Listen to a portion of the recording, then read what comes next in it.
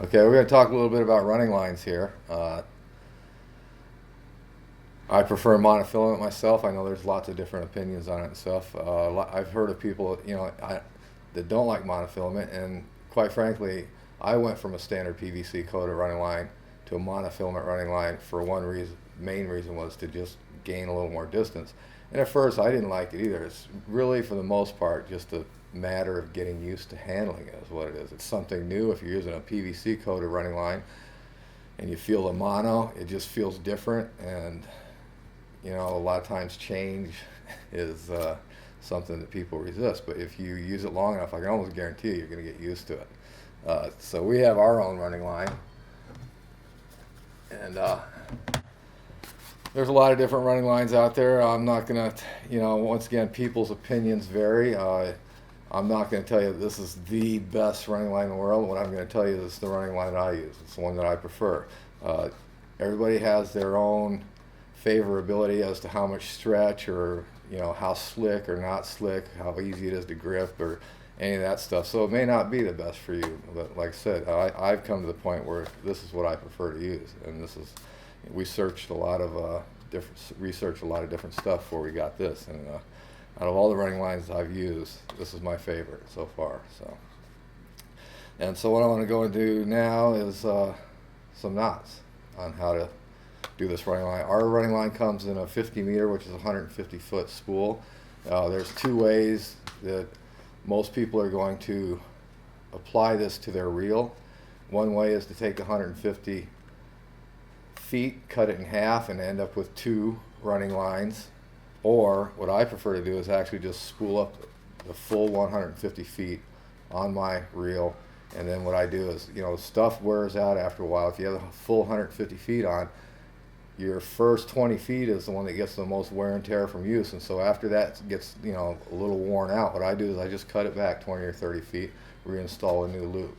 And you can have this running line on there for, depending on how much you fish, 150 feet could be on that reel for a year, 2 years. So that's just a couple ways to do it. So let's go ahead, and the knot that I use for making the loop-to-loop connections on this is a triple surgeon. And I like the triple surgeon. It's been proven as one of the strongest knots there is. It actually is not that bulky. The reason that a lot of people, I think, and on myself too, prior to this, considered a real bulky knot is because in heavier pound tests, 20-pound tests and stuff, with bare hands, you really can't get enough pressure on it to get it to actually shrink down and seat down properly. So we're going to get into how to properly tie a triple surgeon loop in monofilament. Okay, what I'm going to do is I have a running line here that I've been using quite a bit, and like I said earlier, the front end gets the most wear and tear, and it's getting a little abraded and stuff, and so I'm going to change it. So I had to pull the head off to do this, and it just made me think of something. When you store or take off heads, one of the worst things you can do is pull that thing off and just start wrapping it. When you do that, you're going to put a twist in that thing, and that twist is going to start to set after a while. If you're going to coil, you coil and watch this move. A half twist, and you'll see that line just kind of drapes when you half twist like that. And then you don't end up messing up your fly line. Half twist, half twist, and then when I spool, I'm going to put this back on. What I usually do is I do it when I'm out on the river. Just grab one end of the coil, hold onto it, and throw the rest into the river, and then it'll go out there, and all these little half twists that you put in there will come out. So this is it. I'm going to pull off about 20 feet here. So here I peel off about 20 feet. I'm going to cut it. I'm going to show you the necessary tools. Good sharp pair of scissors, fingernail clippers, and here's the key. Pair of gloves, preferably gloves with grippy stuff on them someplace. Probably the palm would be the best place. I don't know what grip would do on the back of it. All right, so I've got into my fresher section of line, and what I do is take the older running line that I'm going to discard anyways. Take about a 3 foot, or actually about 5.5, 6 feet, fold it over so you have a doubled over section that's about 3 feet long. Cut it off, right? And the thing, one of the keys to this is to give yourself lots of line, standing line to work with the standing end. Another, this is where I'm going to put the loop, bend it over, good 3 feet of standing part. Take that other loop that you cut out of the old line, interlocking loop. There you go, like that. Now, all that a triple surgeon's is literally take this thing, form the loop, and then pass it through 3 times. It's a 3-turn overhand knot, basically, if you could think of it that way. So I've gone through 3 times. Now, I'm just going to slowly tighten it, and you can adjust the size of your loop. I want this loop smaller. Here's the knot, the actual end of the knot. I'm just going to pull this towards it and then pull tight. I still want it a little bit smaller than that, and pull tight. Now you can see, and make sure that everything looks the same. In other words, you don't have one piece of mono bigger than the other. And I'm going to slowly pull and tighten like that. Okay, so now with my bare hands, I'm going to the key is slow and steady pull. And that's as far as I can go, and it's starting to cut in, feel like it's cutting in my hands. That's it. This is where most people would think that's a tight knot. It's not. Here's how to get it tight. Pair of gloves.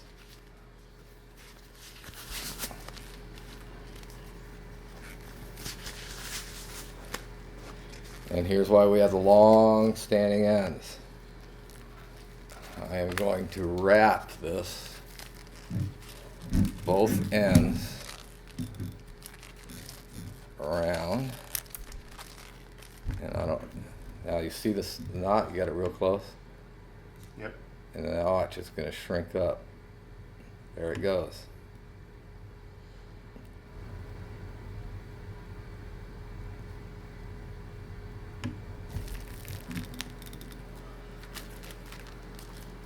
Slow, steady pressure with a pair of gloves on. And here's what I like to finish it up with. I hope you can get this shot. Even with that, I go to really get a nice steady piece of pressure on it. I put it here, hands on each side of the knee, and pull out with my legs. See that? It even shrunk down even more. And you can actually bust 20, 30, 40 pounds with the amount of strength that you have in your legs. There it goes. Now look at it. That's not that bulky of a knot. Now.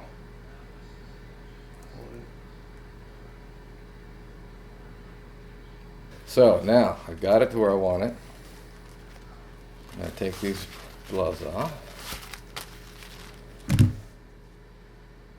I'm going to unloop that big, long, extra loop, throw it away. Pair of fingernail clippers. You can get in a nice, tighter cut to the standing end with a pair of fingernail clippers than you are with a pair of scissors. Get right in there. You can see there's really nothing there. It's just a very tiny tag. Put your hand behind it for contrast. How's that? Beautiful. Okay, now then, if you're really picky about that, then you get yourself some Aqua Seal UV Cure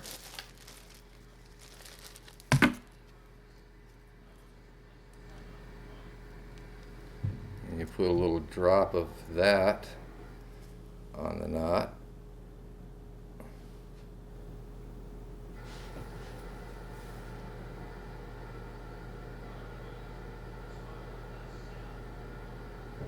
Enough so that it looks like a liquid football. Okay.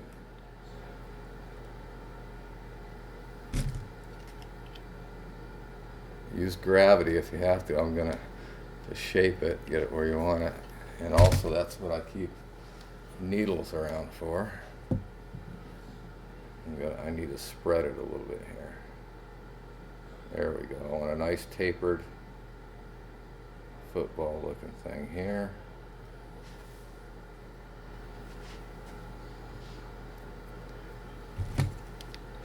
Hit it with the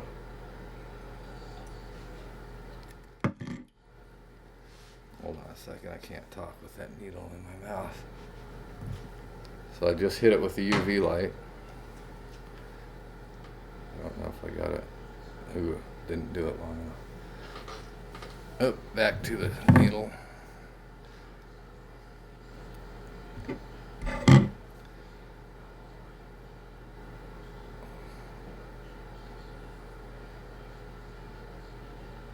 There's my taper. I gotta do this quick before,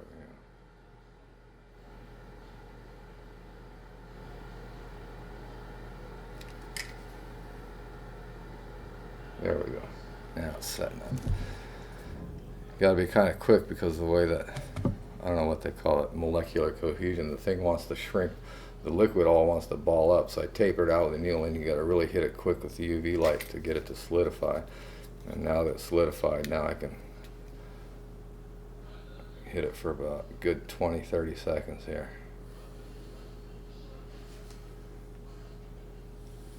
And some people say you got to go longer on the UV light, and quite frankly, I get it 20 seconds, maybe 30 seconds to make sure it's halfway decently solid. And I'm not going to worry about it because I know that when I take it out fishing, it's going to get plenty of UV cure from actual sunlight, which is actually, today it's rainy out. If it wasn't sunny out, I'd step outside with this thing. Just hold it in the sunlight for a minute and I'd be assured of a good cure. But even if it's like today raining, just hit it for about 20-30 seconds.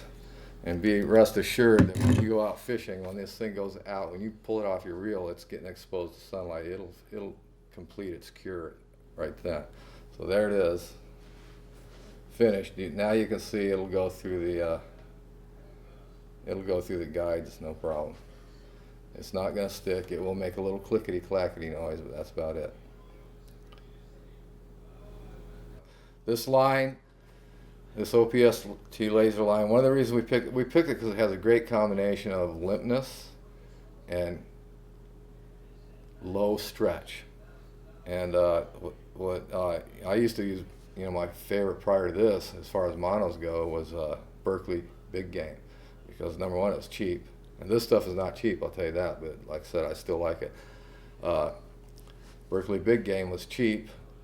And it was durable. The one thing I didn't like about Berkeley Big Game, it is kind of coily. I mean, you've really got to stretch it every time you use it. This stuff here, the first few times you use it, you're going to have to stretch it. The more you use it, the less you're going to have to stretch it. And you can see I didn't stretch this. Well, I guess I did stretch it when I made the knot. But here's back far enough to where I didn't stretch it. You can see that's been on the reel. It's not coily. And then the other thing I do is I'm in the habit of, once again, there's just little tricks to using mono running lines. When I first start fishing, when I cast out, and I first start on a 30-foot cast, and then I'm going to extend to a 33-foot cast, I just automatically give it a quick little, all right, make that swing, extend by another 3 feet, give it a quick little, and this is basically at the beginning of the day. But look, way back here, it's not hardly coily at all anyway. But I'm just in the habit of like that.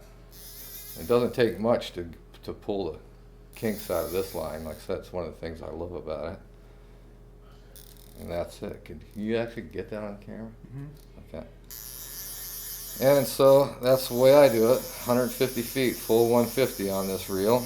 And as it wears out on the front, I just cut it off and make a new loop.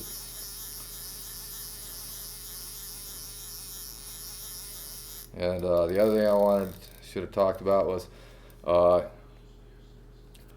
you know, what pound test? Look, dog hairs from a white dog. I wonder what dog that is. This is 20 pound on this reel. And the reason I have 20 pound on here is because this particular rod I use 150 grain and 175 grain heads. You're going to find that a thin mono running line like this, if you're into the really light Skagit or spade type of casting, it makes a tremendous difference. PVC coated running line on a 150 grain head really drags it down real bad, very noticeably. But on the other hand, you don't want to use 20 pound on a 500 grain head. It's you need to have enough friction on the back end of the line as it's casting to actually slow that back end down a little bit so that that line will turn over. If you don't have enough friction back there, and maybe some of you have experienced this, when you use too light a running line, that head goes out and it just kind of goes out in a big blob, never really turns over. You've got to have a certain amount of friction on the back end of that fly line as it's going out so that it actually forms a loop and then unfolds at the end. So like I said, 20 pound on a 500 grain head is you're going to have some really bad looking casts. So try to match it. A 500 grain head, I'd probably use 30, 35 pound. 600, 700 grain head, I'd be up to 40 pound. I don't really think there's much need to go over 40 pound unless you're having problems gripping the line. You can certainly go heavier. But 40 pounds plenty strong enough, unless you're using leaders that are testing 30 or 40 pounds. Then you might need a heavier version of this. One of the biggest complaints about monofilament is holding on to it. And the way I solve the problem, quite frankly, is I don't hold with my backhand or my forefingers. When I cast, I'm holding right here, upper hand, thumb. Thumb applies much more pressure than any of your other fingers do. And since going to the thumb grip, I've had no problem holding. This is like this, 20 pound. This is only, what is the diameter on this stuff? Yeah, it doesn't say, but 20 pounds not that thick. It's pretty thin as far as running lines go. I use a thumb grip, and it works great for me. The other thing you can do is go down to the hardware store and buy rubber tape and coat whatever part of the grip you grip on, put some rubber tape on there. That'll also help you to hold on to the monofilament running line. Even monofilament, after a while, it may not have a lot of abrasions or nicks in it, but from use, it will start to feel not quite as slick. And if it's not feeling slick, that can add to potential for tangles. And when that happens, what I do is I just take fly line dressing, or I take dry fly stuff, you know, they put on to make your fly float, and I just put that on the line. Or I've even used the lemon pledge, works well. And another thing that particular application works well for is in the wintertime, if you're fishing in, 28 degrees, your running line gets a lot of ice on it. If you coat it with fly line dressing or dry fly stuff the morning before you go out, it won't last all day, but it'll give you a good half day. And the water will just, when you cast out and you're bringing it in, if you just give it little flicks, you can flick the water off the line and before it turns to ice. So those are just a couple of little tips that might help make using a monofilament running line a little easier. The downside to it is if you're already having trouble holding on the running line, making it slicker isn't gonna work out too well. But I've never had a problem with it. If you're having problems holding it, just go to a thicker one. Like I said, if you're having problems holding 20, go to 25 or 30.